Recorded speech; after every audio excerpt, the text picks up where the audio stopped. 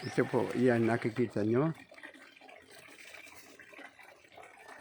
Bilang makakalikasan ng San Ildefonso Pares, Makati City, narito ako ngayon at pinapakita ko sa inyo ang aking ginawang matipid na paggamit ng tubig sa pamamagitan ng recirculating aquaculture system. Makikita nyo dito sa aking fish tank na ito, mayroong gulong. Outlet po yan. Yan kasi dito madalas ang bagyo, masisira kung hindi gulong ang lalagyan. So yan, 3x3 lang ito, dating kulungan ng baboy. Ito may kubo, yan, dito, nadaan. Ang tubig sa tangking ito ng tilapia ay pwede kahit lagpas pang 1 taon, walang palitan. Ito ay sa pamamagitan ng recirculating aquaculture system. Ang tubig na ito ay ipinalalabas at dumaraan sa 3 stage filtration. Ito'y hindi lang basta paglilinis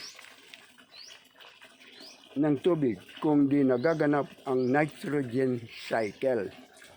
Ang toxic waste, dumi ng isda at mga tirang pagkain ay masama sa kalusugan ng mga isda kasi ammonia yun. At ang ammonia ay nagiging nitrite sa pamamagitan ng 3-stage filter na ito. Yan ang una, swirling tank, tapos 2 biofilter tanks. Dito, sa pangatlong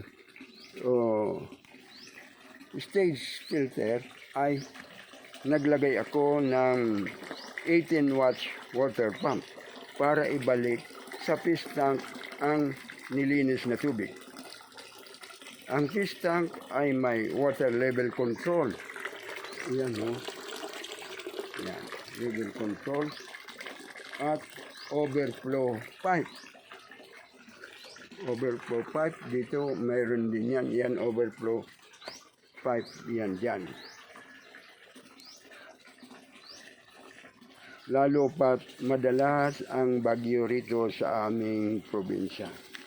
At dahil nga ako ay makakalikasan member ng ecology sa amin, ay ginagamit yung mga filter. Ayan. Biofilters ay mga tansan, mga takip ito ng bote, mga pet bottles. At ito yung mga rings, yan, neck rings na mga bote. Yun. Mas maraming tansan, mas maraming surfaces na kung saan tumitira yung mga bakterya, nitrifying bakterya na tinatawag na naglilinis. At dito sa pangatlong stage filter na ito ay mayroong hose na nakakabit dyan. Iyan ay para sa drip irrigation. Kung makikita nyo, iyon ay pumapatak-patak lang yan. Ito, yan, pumapatak-patak lang yan. Pag pwedeng lakasan, pwedeng spray yan. At ito, mataba kasi yung tubig dyan. At saka beneficial na sa mga halaman, no? Na-filter na yon, nitrified water na yon. So, yan ang bunga ng mga kakao. Ayun, no, kakao. Yan. So, hanggang sa susunod, mga minamahal, mga makakalikasan. So, ito, pwede nyong i-adapt ito para sa climate change at kung paano magtipid ng tubig. Thank you po mga minamahal. May prayer meeting kami ngayon. Bye!